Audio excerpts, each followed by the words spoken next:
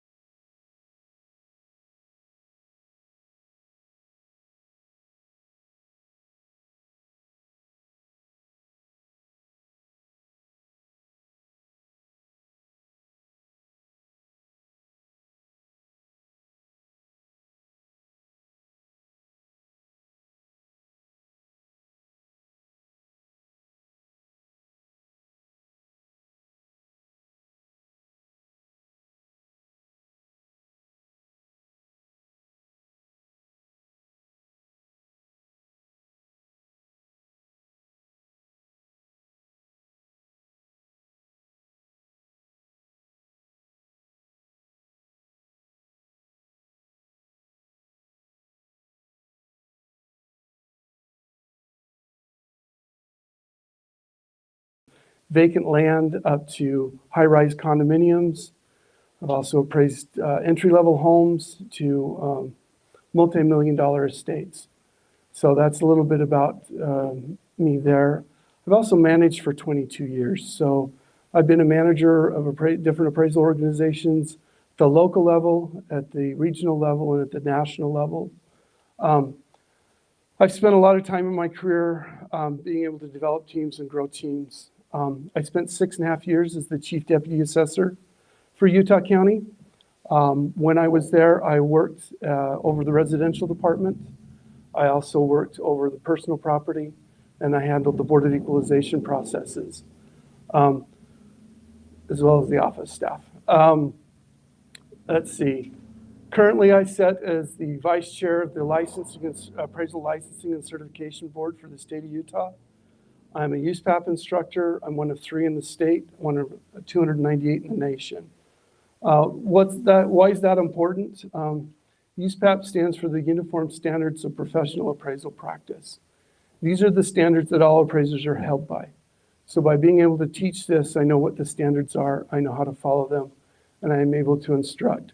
This is a national certification, so I can go anywhere and teach that.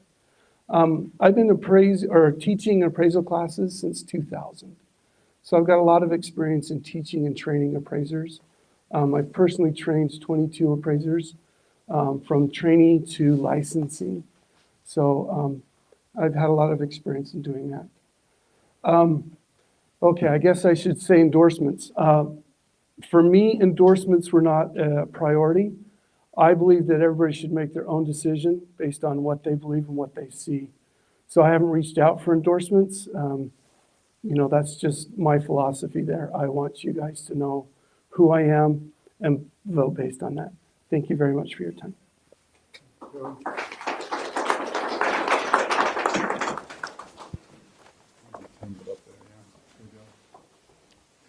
Good evening, everyone. Yeah, feels a little weird to hold the microphone to your chin, but my name is Bert Garfield.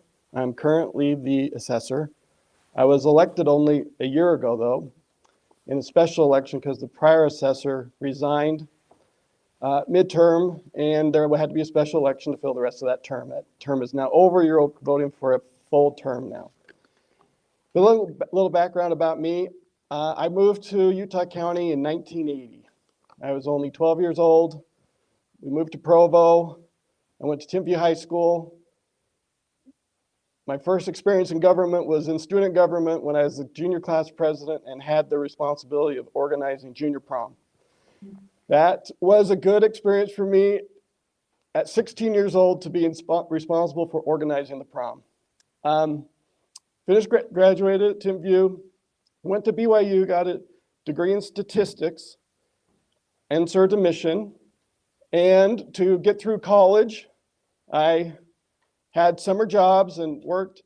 My primary job to get through college was I worked for Provo City in landscaping, and I used to mow the lawn on Center Street, pick up trash from parks, rake leaves, and do all things in the maintenance department. Every time I drive to work, when I drive down Center Street, I think that was me. I remember mowing that lawn. After I graduated from BYU in statistics, I worked briefly at New Skin in their distribution center. My proudest moment there is that's when I learned how to drive a forklift. For some reason, I really liked that. We got married, and we've been married for 31 years. Sorry. We have 4 kids. We've raised our kids in Provo. We now live in Orem, so we've been in Utah County for a long time. After I graduated from BYU, I went to Purdue, and I got a master's degree in business, which is actually Purdue's called a Master's of Science in Industrial Administration, because Purdue is really known for their operations management program. It's in the top 5 of the nation at the time I went to it. So I came back, I started working at different companies. First started working at American Express as a statistician. Then I went to Franklin Covey. Then after a while, I decided I wanted to be an appraiser. I became an appraiser, tried to start my own business. I've been an appraiser for 18 years. You keep showing 30 seconds. I'm not sure. I'm counting down. So I wanted to start my own appraising business. It was growing great until the crash of 2007 and 8. My business died. And I thought, where could I work? And I worked at the county assessor's office and just worked my way up through hard work and became the assessor. So that's my introduction. Oh, endorsements? I ran out of time, though. Do you want me to use it with my 1 minute? You can use a minute, or you can leave it into a future answer. I'll weave it into a future answer. Okay. Thank you both. So the second question is an educational one for people in the room. Not everyone here may know what the assessor does. So tell us a little bit about what an assessor does and what you see as some of the key roles you would have as our county assessor. We'll start with Bert this time. The assessor, we can say, is responsible for estimating the value of all property in the county upon which property taxes are based. But really, I think of it as a higher level. It's the person that's held accountable for fairness, to protect rights, that you're not overpaying on your taxes. And if assessor's not doing a good job, they're accountable to the citizens of the county. So we have to make sure we do our jobs right. So, because a fair assessment means a fair tax. Other 3 things the assessor's office does is they oversee personal property, which we can talk more about later, residential declaration forms, which we can talk more about later, and the Greenbelt program, which is a tax benefit for farmers that are producing agricultural product. The office has about 55 people in it, so it's a significant department. Is that good? Number 7, same question. What does the assessor do with key roles? What Bert said.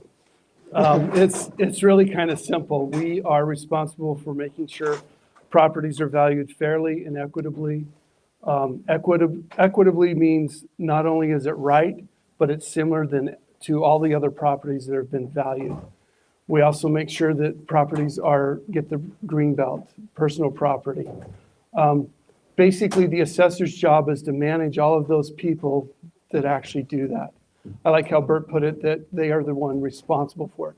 They sign the assessment roll. They're the ones that sign the roll and are there to be able to say, this is my value, and stand behind it. They've got a great team, but it's as much a management role as it is an assessor role or an appraiser role.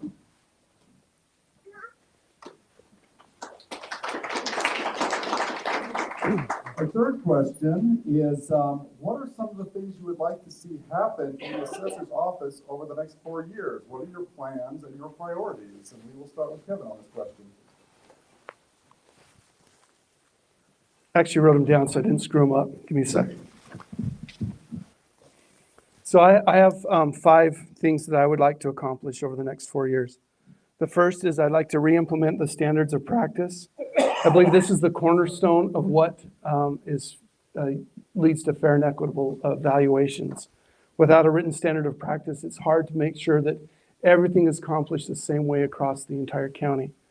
Second, I would like to implement a training program for the appraisal staff. By doing this, I don't know, you can answer this, Bert. I don't know exactly how many appraisers there are, but there was about 25 when I was there before. So I'm going to estimate it around 25. But as a certified appraisal instructor launching this program, we can actually save $40,000 a year by training our staff ourselves. Third, make sure customer service is there. And I'm going to skip 4 and then just make sure fair and equitable assessments continue and that we work for efficiency. I want to make sure that what we're doing and what we're looking at, I want to challenge processes so that when we look at something and we can say, we are good, or no, we need to fix this.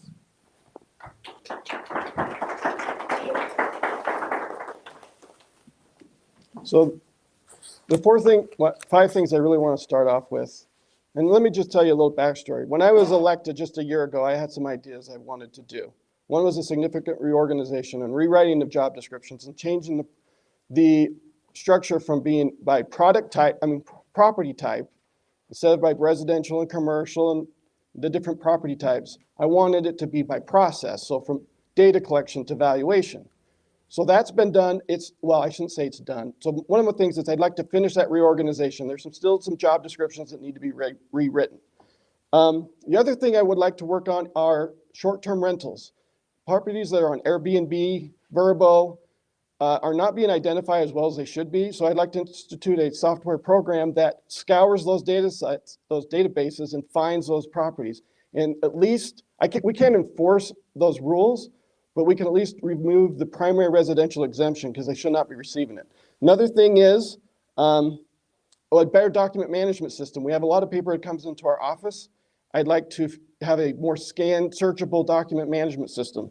And finish the training. We've set aside a new person that's over training and complete their training.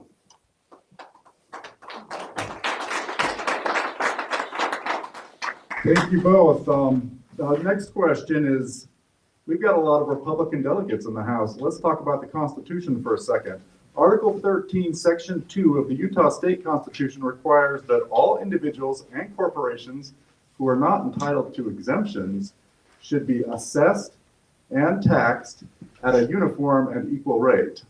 What does that mean to you, and how do you assure that taxation and assessment is uniform and equal?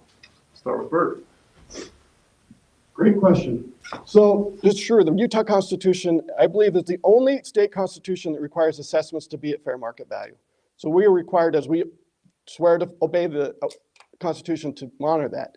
There is some suspicion that we're undervaluing commercial properties because we're very good at getting residential data because that's given to us through third-party sources, basically the real estate agent system. But commercial sales information is not made that available to us. There was a bill introduced called Senate Bill 30 that was going to require commercial brokerages to disclose their sales information so we can better value commercial properties. That didn't really go anywhere, but we did sign an agreement with commercial brokerages that they will voluntarily start giving us their data. Now, some people think that's kind of weak. Maybe we should have had a law, but we don't have the law with residential, and residential is just giving us their data. We believe that if we could get that data, we could be more accurate with our assessments. Boy, that minute goes by fast. And all the non-growth counties, you can have time extensions if you need them. Okay, boy. So this goes back to the equity. You know, is it fair? Is it equitable?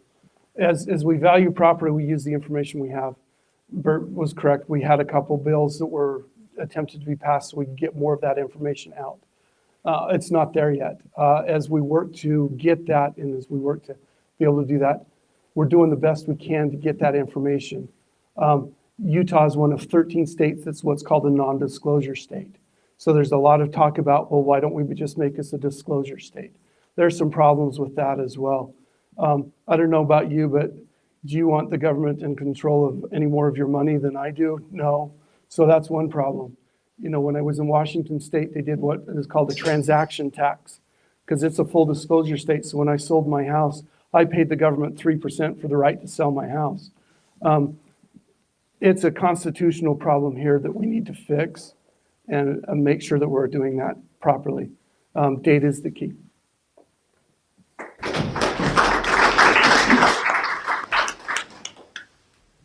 Next question. In your view, how should an assessor measure success? What are the metrics or key performance indicators that let you know your approach is working? Or how should you be judged? Starting with Kevin. First step is the appeals process. If you are having a certain percentage, typically 2 to 3% appeal every year. So if your percentage is a lot higher than that, then there might be a problem with your assessments, either not being fair or not being equitable. There's two ways to appeal, fairness and equitable. Second is to make sure our process is effective and efficient. Am I having to hire more and more staff to do the same amount of work? Or are we constantly looking at what we're doing to make things better? The third thing to measure success, employees' attitudes. What are the employees doing in the office? How are they reacting? Are you able to bring other people onto the office? Is it a work environment where people want to come to work? Is it someplace where we want to go to work ourselves?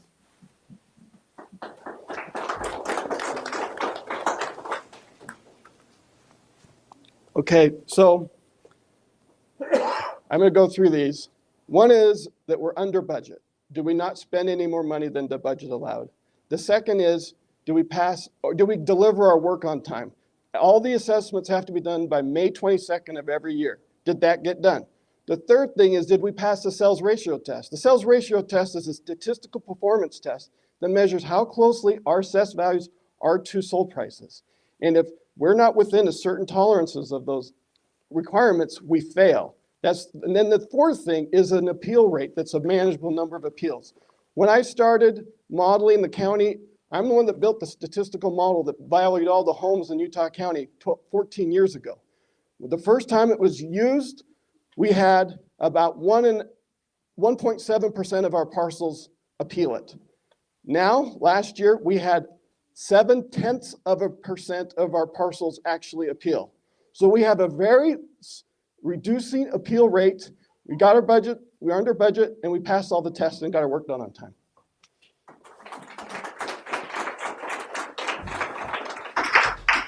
Let's take a pause for a moment and ask the audience if we have too short of a time window for these answers. Should we give these candidates a little more time? Yes. Okay, let's make them all 2-minute answers, every one of them.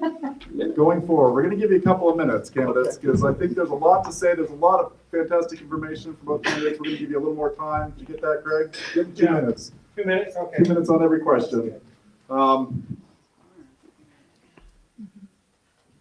This question is about, sometimes an assessor has to make tough calls. They make difficult decisions. Sometimes they have to take a member of the public up on appeal to the state tax commission, or they have to battle somebody over valuation or greenbelt status or something like that. So this is a question about management style, candidates. How do you make those difficult decisions? What's your management style? Who do you talk to? What is your guiding principle? What philosophies do you follow? Tell us how you make the tough call, starting with Bert. That's a great question. It is an interesting thing because the county assessor has some authority. If the assessor believes that there was a decision made by maybe the county commissioners over an appeal or something like that, the assessor can appeal the decision of the commissioners to the state tax commission and try to overwrite the commissioners. So the question is, how do you make that tough choice? Really, it's this. It's fairness. Sometimes, I don't feel like holding that binder. Sometimes people come in and say, you know, could you just lower my value a little bit? Could you just give me a little bit of a haircut on my assessment? But what I think in that moment is I'm not here for this person in particular. I'm here for everybody that lives by this person. And if I reduce values just because it seems easy, I'm discounting the importance of everybody else. So when I do my decisions on what's the right decision, I think of everybody else that's not in the room. And how should they feel if their neighbor got a reduction without a justifiable reason? Now, sometimes we make mistakes. And I encourage people that if they think there's a problem with their assessment, please appeal it. We will treat you politely, professionally. We'll review all the evidence. And if there's good evidence to change it, we'll change it. But if it's unjustified and if it's unfair, we'll leave it. But still, the person that has that appeal in, if they still don't agree with the assessor's opinion, they can go request a hearing with a hearing officer who's hired by the auditor's office. The auditor's office hears the assessor's point of view, they hear the appellant's point of view, and that hearing officer then makes the decision. And then there's steps after that. But everybody gets due process, but we have to be fair with our assessments and not undervalue people just because, okay?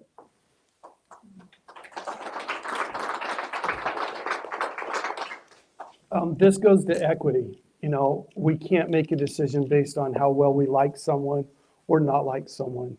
The appeals process is set up. It's handled through the clerk or the auditor's office. They run the Board of Equalization. So when you're doing that, the process is the appellant at the first level, the taxpayer or the appellant is the one that is responsible to bring in the information to determine that there was an error. I think there's a duty and responsibility at the assessor's office, not legally, but ethically, to make sure that we didn't make a mistake. So the first process is listen. I found out if you listen to the taxpayer most of the time, you'll at least find out what they believe the problem is. You know, a lot of times it's the square footage of my house is wrong, or you've got something wrong with the characteristics of my property.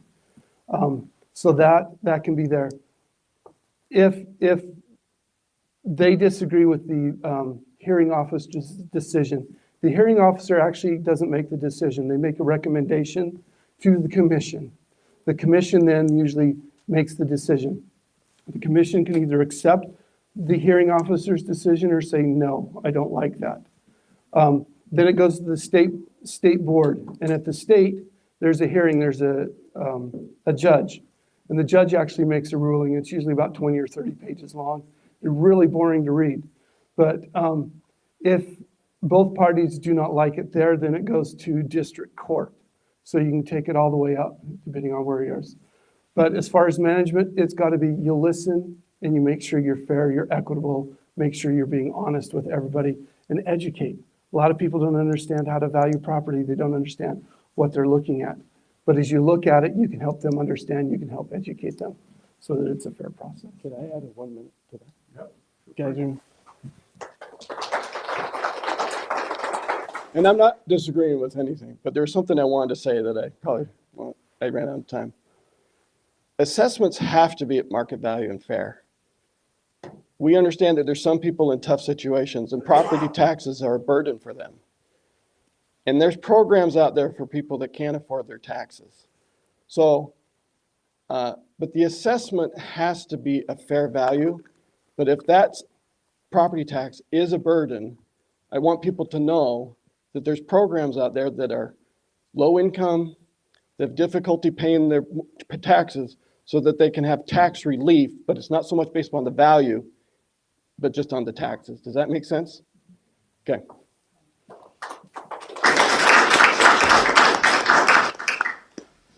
Next question. In conservative Utah County, many Republican voters want to know that their government is efficient. Give us an example or two of ways you have saved money, stretched dollars, lived within a budget, or achieved success with hard work rather than endless resources. Starting with Kevin. Well, having worked at banks for most of my career, appraisal departments and banks are the last thing anybody wants to spend money on. So there's no endless resources. They're constantly looking ways to pinch a penny and make things good. My last position at Zions Bank, I was the National Residential Review Manager. I had 15 employees that covered 14 states. It was the footprint of the Bancorp. We were able to reduce that staff to 8. And what we did is we looked at the processes. We looked at ways that we could implement a standardized process across all of the states where the Bancorp lent money. We made sure that the reviews were quality reviews. We lowered the review time from 3 days to 1 day by reducing the staff in half. You say the math is backwards, but it's simple. It's about process. It's about procedure. It's about making sure that everything is done fairly. It's done right. As you do this and you look at the processes that you have in place, you have to constantly question yourself and say, why do we do it that way? Is there a better way to do this? I had a manager that used to always say, if it's working, break it, make it work better. And I thought, you're crazy. And then as I learned what he was trying to say is you can't always sit back and say, good is good enough. You have to look for ways to do it better.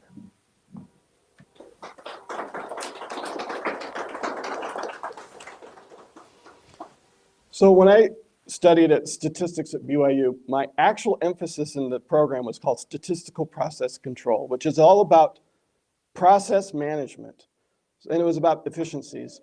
So that's in my background, my framework for efficiencies. Here's a few things that we've done that are more efficient. Number one, when I built the statistical model that valued all the homes in Utah County 14 years ago, it worked great. It was groundbreaking at the time. But by the time it would run, it would take about 2 to 3 months before you could do the whole county. Well, I knew there's got to be a better way. So instead of hiring more appraisers at the assessor's office, we started hiring data scientists and statisticians. And they started looking what I gave one of them the model I built 14 years, and I go, is there a way you can make this better? Because taking 2.5 months roughly to do all the county takes just too long of their time window. And he said, yeah. And by the way, he said, what you built 14 years ago was really innovative. But he got that down to 1 week. We can now do all the homes in Utah County in 1 week. Also, he built a model based on he and I talking that values all the condos, twin homes, townhomes in a week. So we have reduced the processing time, which allows space on both sides of the modeling, because we now have more times for permitting, picking up data. We have more times for double checking on the back end of that. So also, we had another thing we did. When there's an appeal that comes in, we basically have to do like a mini appraisal. Well, it was fine, we were doing that. But what we built with this new group is an app. All they do is type in a parcel number. It gives them a list of comparables that they can use in their appraisal. The appraiser clicks the comps that he or she thinks are the best, boom, an appraisal is done. We reduced our appeal time by 30% with that app.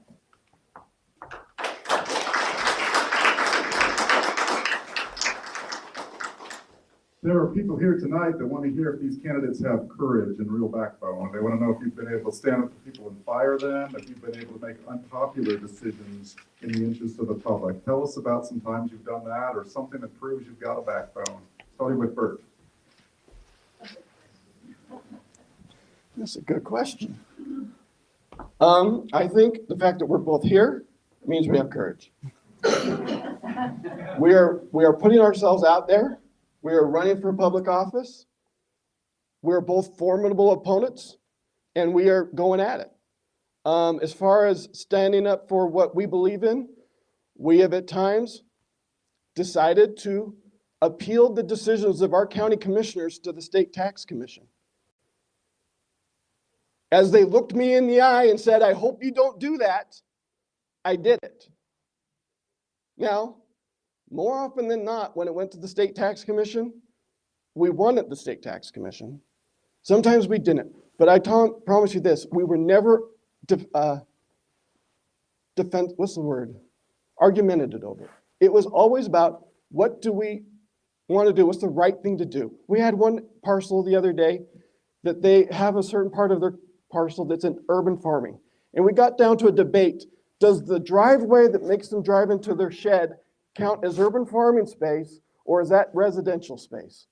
Now, there was a difference of opinion, so we debated it with the state tax commission. The state tax commission ruled on it, and we fully accept it. It clarified some things.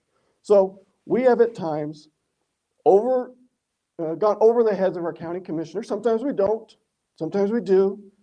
When the situation warrants it, we feel inclined to do that, because that's the right thing to do.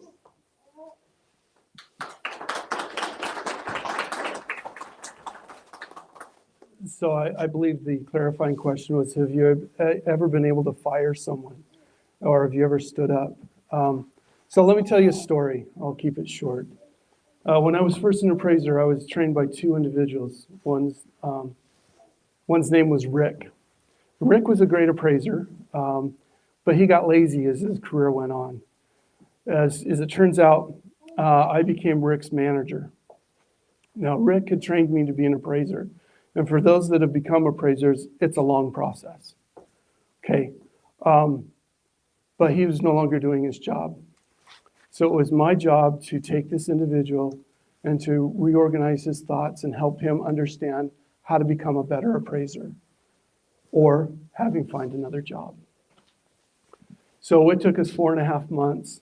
We worked on this weekly. We worked on it daily. And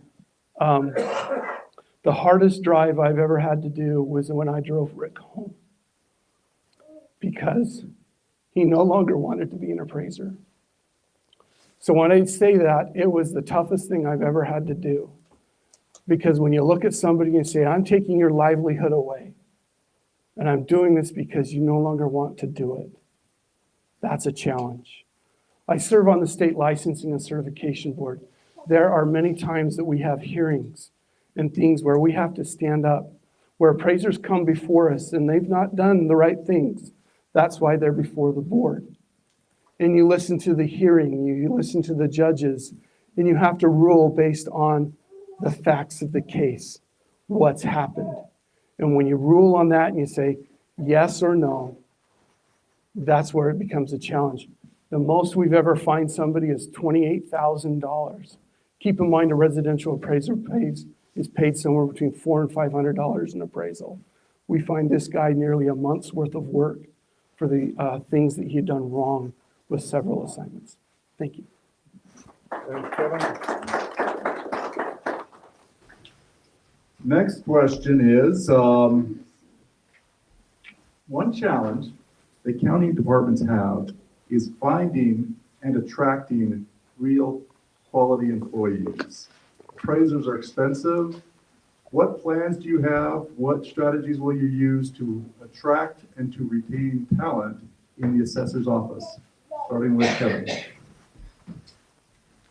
So it's always been a challenge. Nobody likes to go to work for something less than what they think they're worth. And the assessor's office is always underpaying. So what do? How do you make it attractive to people to come and work for you? How do you make people want to come there?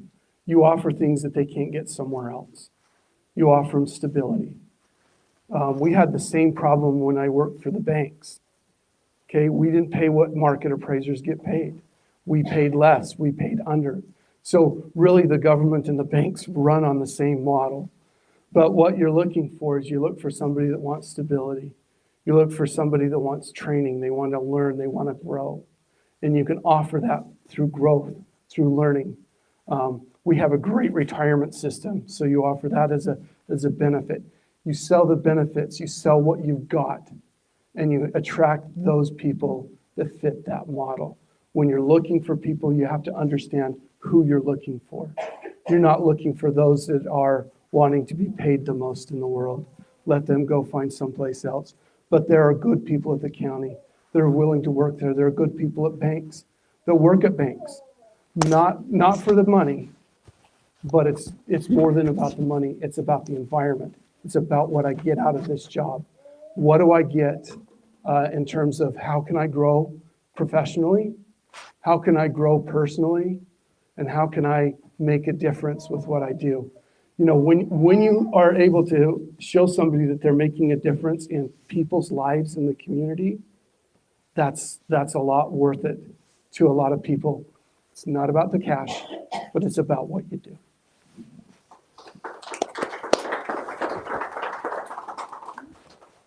So we had kind of an interesting few years ever since interest rates were down to like 2.75%. We were trying to hire appraisers, but there was so much appraising work out there with people buying homes and people refinancing their homes. They were busier than they could handle. So it was difficult for us to recruit appraisers in our office. We hire people that want to become appraisers, and we're promising them that we'll train them up, and that's why we have a fully dedicated appraiser trainer. But something's changed recently. Now that interest rates are more like 7% and home prices are high, now we're getting appraisers that are seasoned and well-experienced that want to come and work for the assessor's office. It was simply a time when they were making so much money outside that they didn't want to take a pay cut. But now that that's slowed down, now we have people that are interested in working for the office. But it's true. The people that want to come and work at the assessor's office, some of them have it for a civic duty. They feel like a civic responsibility. Some do it for the stability. Simply just having health insurance is a big plus. So at the moment, we are getting decent appraisers applying for our jobs, and it's kind of become competitive. So it was just a weird time with the way things were for the last few years, but it seems to have kind of stabilized. I'll use a minute. Okay. Extra minute for Kevin. So the appraisal industry goes in cycles. They go in cycles of where it's really hot and, you know, it's hard to hire an appraiser to where it's really cold. And we've seen these cycles happen time and time again. So the biggest challenge is to remember, what am I hiring for? Because when it gets hot again, you don't want everybody to leave to go out back in the field. So that's why hiring the right person at that right time, so you can find out what is their core values, what are they looking for. When we did that at the banks, we found that the biggest thing was for stability. It was for what we could offer via training. It was the amenities that came with the job, not just the pay. So looking for the right person to hire, even in good times, is still a key indicator.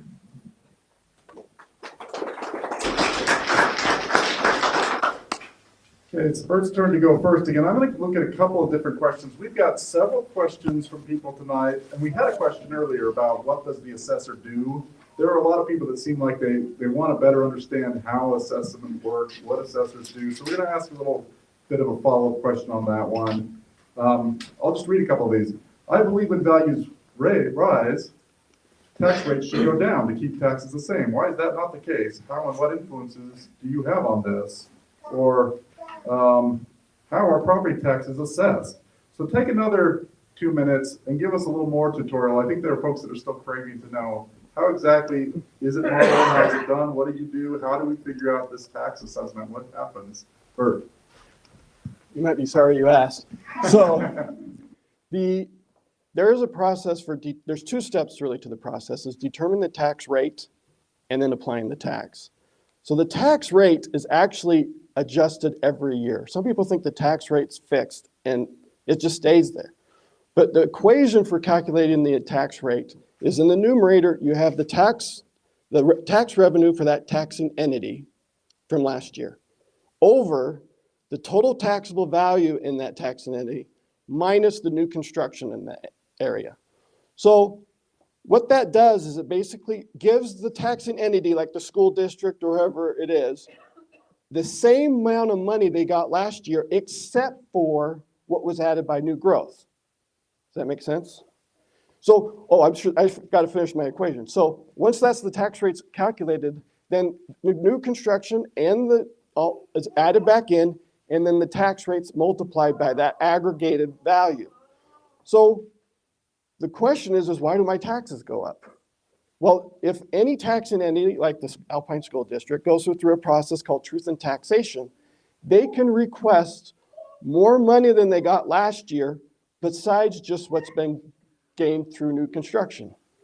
So really, taxes go up because a taxing entity went through the truth in taxation process.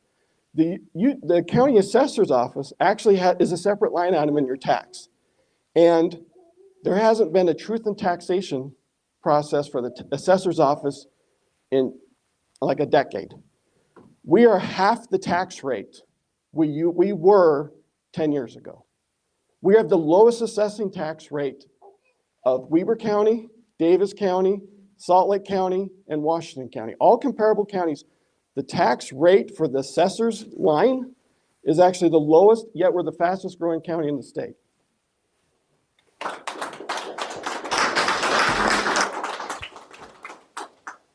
Remember, the assessor's job is to set market value. So as values rise, so the other question is, so why do my taxes always keep going up if we're supposed to have this equation that works so fantastically?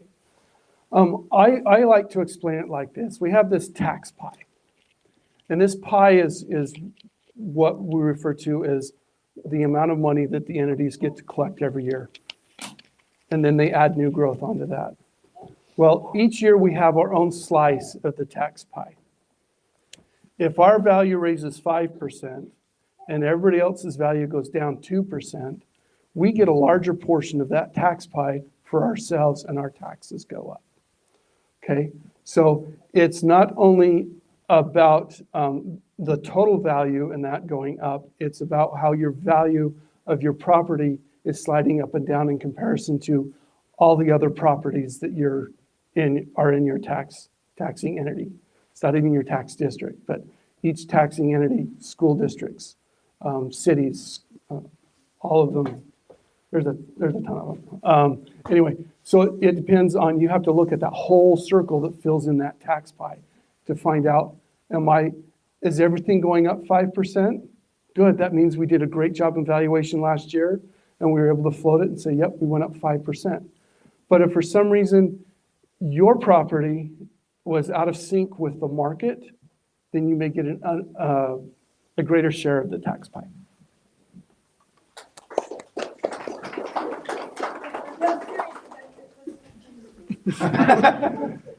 We're lucky that we've got experts willing to do this kind of work, these complicated things. Thanks. Thanks for both those answers.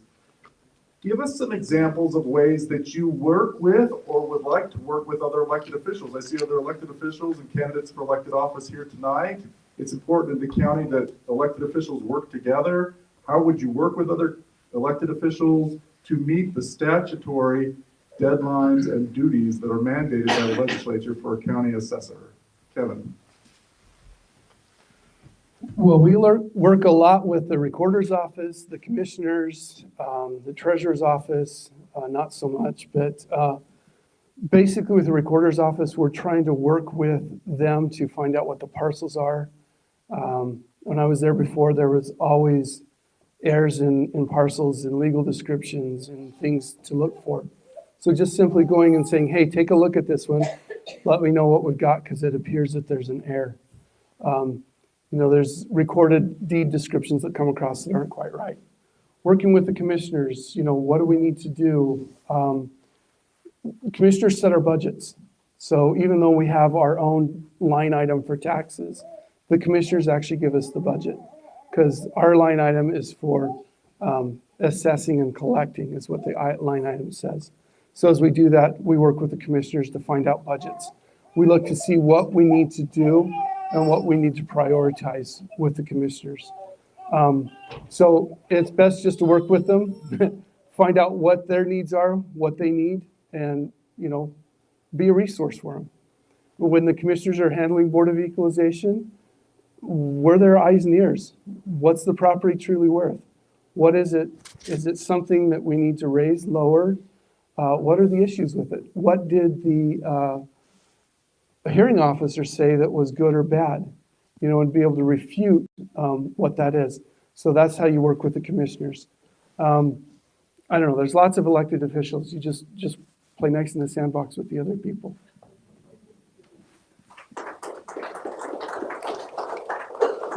That's a great question.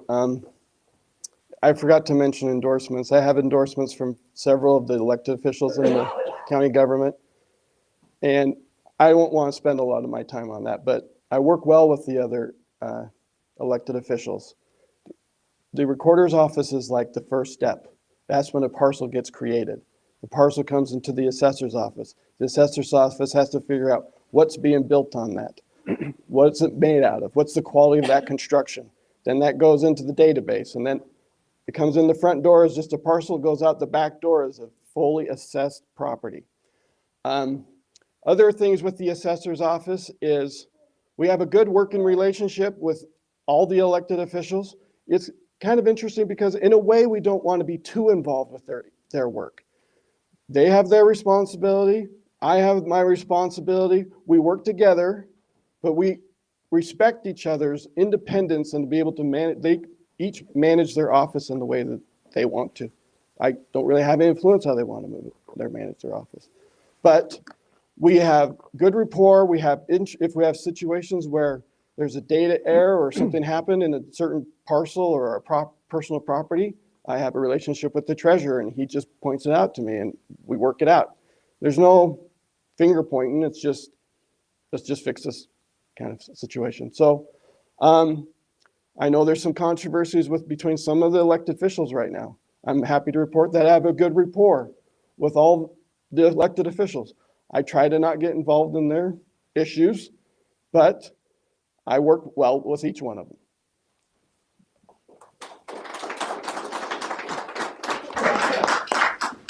And now let's come to our final question, which is really just to give us your closing comments, closing arguments. What else did you want to tell us that you didn't get a chance to say? Why should we vote for you? And you've got, both candidates have 2 extra 1-minute extensions because they didn't do a lot of rebuttals or extensions during the debate. So with those extra 2 minutes, you each have up to 4 minutes if you want to use it for your final answer, closing comments, closing argument. Thank you. So there's one other thing I wanted to mention, and that's this sales ratio study. I hate to get too technical, but there's a measurement on how good the assessed values are, and it's called the coefficient of dispersion. The lower the number, the closer the assessed values are to sold prices. By law, the coefficient of dispersion has to be below 10%. When I first started at the assessor's office, we were about 8 or 9%. But with data fixing, data correction, improved statistical modeling, we got that down to about 6%. That doesn't seem like that big a deal, maybe, but we noticed a strong correlation. When we were more and more precise with our data, we had a reduction in the number of people that actually appealed their value, which makes me think that we're making progress. We're getting really good, accurate assessments. So,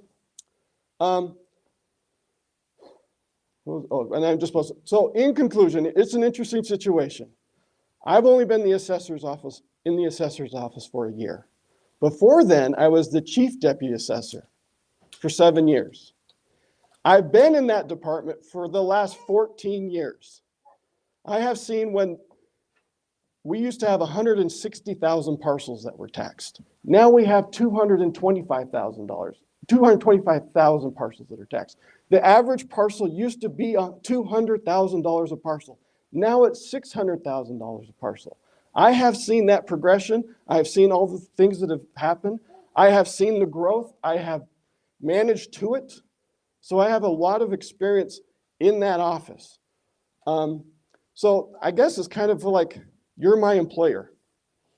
And in some sort of weird situation, I'm up for an appraisal review, a performance review after 1 year in office. And how did I do? So this is your question. Well, we're under budget. We delivered our work on time. We passed all of our statistical tests, and we have a pretty low appeal rate. Not that many people have a problem with their assessments, despite the fact they're so high. But they think it's about right. So my question is, as you're my boss, have I met your expectations? Or have I even exceeded your expectations for only being the assessor for 1 year? So I ask that you let me continue on. I have plans I want to work on. I couldn't accomplish everything I wanted to in 1 year, but we accomplished a lot. My question is, will you support me and vote for me for a full term? Thank you.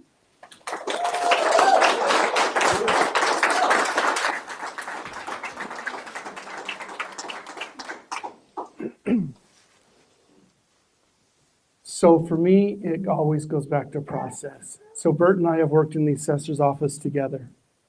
So when we talk about how we've increased the appeals, how we looked at this. When I was there before, we wrote a standards of practice model, and we put that together. That's in place, but it's no longer used. I don't know why it's not used, but it's not there. It's only a matter of time before things start going awry. Without a written standards of practice in the office, what's happening? Why is this important? When you look at how things are done, Bert's right, you have to have clean data. Because if you don't have clean data and you're sticking it into the model, you don't get clean things out. Okay, so clean in, clean out. So your standard of practice helps you develop that clean in, so that the model can do its job. So we need a standard of practice. We need to make sure that the people are properly and adequately trained. I'm glad they hired a full-time trainer. What's their background? What are they looking for? How do they teach? How do they train? How do they develop? The thing that is most concerning, we train a lot of appraisers from the assessor's office. The reason being is because we pay so low. Okay, and so that's typically a place that we can train, we can teach, we can build that rapport with those people there. Right now, we can bring staff in that are certified appraisers, but how do we teach? How do we train? How do we develop those people so that they stick? How do we help them become better? I'm not saying Bert's done a terrible job. I think he's done a great job. I just want to do better. And I can do better because of my experience, not only at the assessor's office, but in the corporate world. I've been able to look at process. I've been able to look at things that are done in other areas, be able to make the hard choices, the hard decisions, and move teams and people forward. I appreciate your time. Thank you for coming tonight. Have a great night.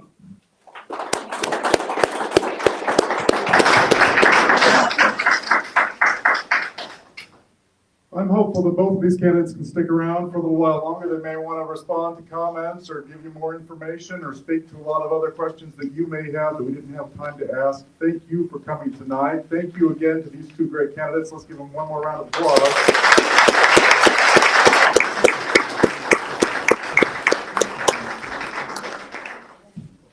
And feel free to stick around and talk if you'd like, or if you have to get somewhere, feel free to head out. Thank you again for being here.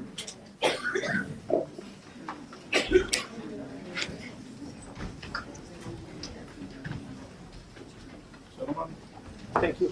Nice job. Thanks, Bert. Thanks, Ben.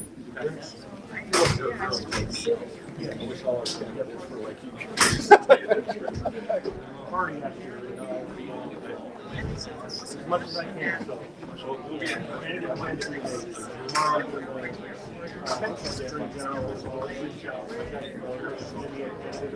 That'd be great.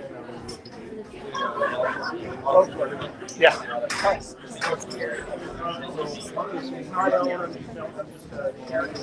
I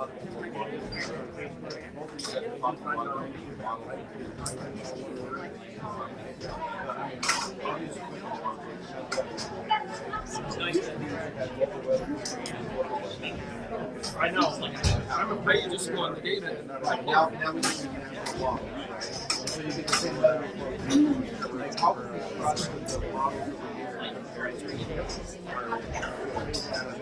So the reason we're free from the rules to evaluate property, one's the market approach. That's the one.